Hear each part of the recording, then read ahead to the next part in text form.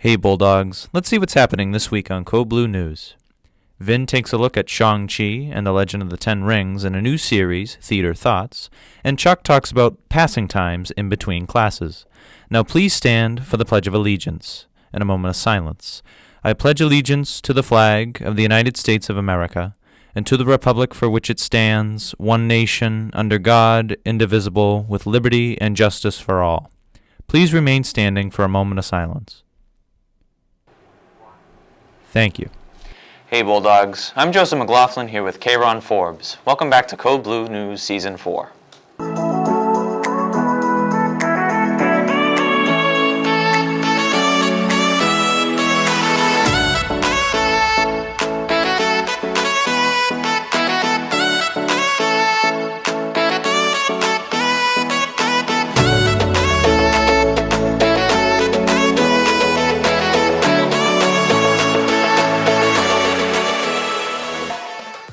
Start off this week's show, let's take it over to Sam Hobart with an update on this week in sports. Hey Bulldogs, I'm Sam Hobart and welcome back to another week in sports. The girls varsity soccer team led by Masson DePina and Emily Cochran played Bishop Conley on Tuesday, winning 5-3. They also played Southeastern on Wednesday and defeated them 5-0. This sets their record to 6 wins, 2 losses, and 1 tie. They wrapped up the week on Thursday playing against Avon. The boys varsity soccer team, led by Will Haney and Jack Poppinga, played Bishop Conley as well on Tuesday, defeating them 3-1. They wrap up the week with a game on Thursday against Avon and today against South Shore Folk Tech. Last week, the football team had a blowout victory against Atlantis Charter, 44-6. Marlon Nasir opened the game with a 70-yard kickoff return for a touchdown. Brady Sheehan had 2 two-point conversions. Sheehan also had a 10-yard touchdown. Davion Scott ran 154 yards on 5 carries, completing 2 touchdowns. Nicholas Chong also got a 55-yard touchdown. Gene Messelin, with a 25-yard run, also added a touchdown to the Bulldogs' big victory. The varsity football team is going up against West Bridgewater today after school for a big game for the division title. Varsity volleyball had a game on Monday against Southeastern where they won 3-2. Varsity and JV volleyball played on Wednesday against West Bridgewater, where varsity had a big win of 3-1 and JV faced a tough loss. Finally, varsity and JV volleyball wrap up the week with a game today after school against South Shore Christian Academy. That's all for sports. This is Sam Hobart reporting for Code Blue News. Back to you in the studio. Yesterday, boys varsity soccer traveled to Avon, winning 7-1, while girls varsity hosted Avon at home, winning 7-2. Today, varsity volleyball goes to South Shore Christian Academy, and football travels to West Bridgewater. Also, varsity boys soccer plays South Shore Votech at home today. Good luck to all the teams.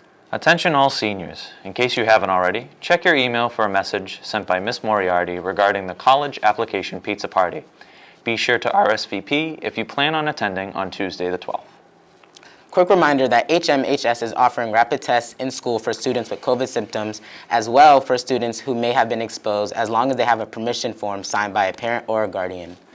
Marvel Studios recently released the movie Shang-Chi and the Legend of the Ten Rings, which has soared the charts, ranking as the 6th highest grossing movie of 2021 behind Black Widow, with a 92% rating on Rotten Tomatoes. Our very own CBN reporter Vin Nguyen is here with his own review on the movie.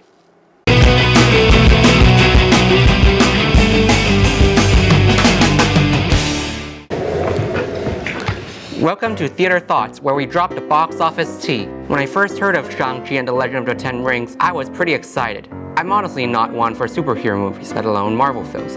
But I just heard so many good things about it. And you know what? I was not disappointed at all. The movie lived up to the hype. Let's get this out of the way. Shang-Chi is revolutionary for not only being the first superhero movie to star an Asian protagonist, but for representing Asian characters and culture so well, especially since there were so many places it could have failed. The choreography was absolutely stunning, and the visual effects were out of this world. Now obviously, choreography and visual effects aren't the only things that matter in the movie. Plot and characters also matter. Thankfully, writer Dave Callahan also has this covered. The film manages to blend drama, comedy, and action in just the right way while also tackling themes such as loss, family, teamwork, and courage. While it is connected to the Marvel Cinematic Universe, even a newbie like me can also enjoy the film. The casting choices were also great with decent representation, including Hong Kong star Tony Leung as Xu Wenwu, Chinese-Canadian actor and former stock photo model Simu Liu as Shang-Chi, and Chinese-American actress and rapper Aquafina as Katie. The characters are well thought out and you can understand their feelings and struggles. The audience is set along the ride with the Tyler character's identity struggle and strained relationship with Wenwu, Xiaoling's abandonment issues, and Katie's completely relatable confusion with the events of the film. And that's just the tip of the iceberg. Even the motivations of Wenwu, the villain, are rooted in the very human emotion of grief. Because of everything I just said, I give this a 9.5 out of 10. And also because of this. What is that? You can see Morris. Morris? Morris! That's all for today. This has been Vin Wing with Code Blue News, and back to you in the studio. Thanks, Vin. Calling all those into robots. The Bizarre Bots are starting their new season soon. Every Thursday at 5 p.m. there will be a meeting held for the team in the robotics lab, room 236. Contact Mr. Monteith for more information. Speaking of more information, check our Instagram story at CodeBlueHMHS every day to see the lunch offerings. Make sure you turn on your post and story notifications so you don't miss it. Parents of seniors, there will be a college information night October 14th, 6 p.m. through 7 p.m. It will be held in room C165, and the entrance will be door 12. Are you walking from gym class to Mr. Gifford's, hearing the bell ring and thinking, oh wow, there is not enough passing time? Well, luckily for you, Chuck LaRossi has more on this subject. As the air gets as crispy as our first season of Code Blue News, many questions have arisen. Like, when will it be safe to take our masks off again? Or when will Mr. B stop balding? Perhaps Mr. Riso has some insight. But a question that needs to be answered is passing time long enough? Every Friday, I walk from Miss A's U.S. History class to Mr. Gorman's video production class. It takes me roughly 2 minutes and 1 second with social interaction, and a glance at my beautiful, stunning, gorgeous, and lovely outfit in the trophy case. There is not enough passing time in the hallways. If I'm walking and following the arrows, making sure everyone's healthy, COVID-free, and then I'm walking around the entire school just to get to one class, I'm doing the 4x1 like I'm on a track team, just to get to one class, and then I'm late, we definitely need more time. I do believe students have enough time to get to class as long as they are choosing to walk at a normal pace. Now with the new arrows in the hallways, I'm definitely taking way longer to get to class. Like, it's like I'm using every single minute, and even then, it's like I'm right in front of the classroom by the time the bell rings, and then all of a sudden I'm late. Like, if you can see me, I'm in your vicinity. Like, come on, like that's the same thing. I shouldn't be late for that. It does take way longer now. Yeah, I do believe they deserve some social time, which is why the class doesn't start till the bell rings. But yeah, there's been trouble in the past of certain students getting to class on time. This has been Chuck LaRossi reporting for Code Blue News. Back to you in the studio. Thanks, Chuck. You know what, Kayron? Today's a pretty sad day. How come, Joe? Today's the day of progress reports. You're right. Last period today, everyone will be able to find out how they've been doing for this joyride of a school year. Can't wait. But on a positive note, Homecoming and Spirit Week are right around the corner. Starting on Monday, October 18th, Spirit Week will commence with Glow Up Day, where you are encouraged to wear neon in your brightest outfits.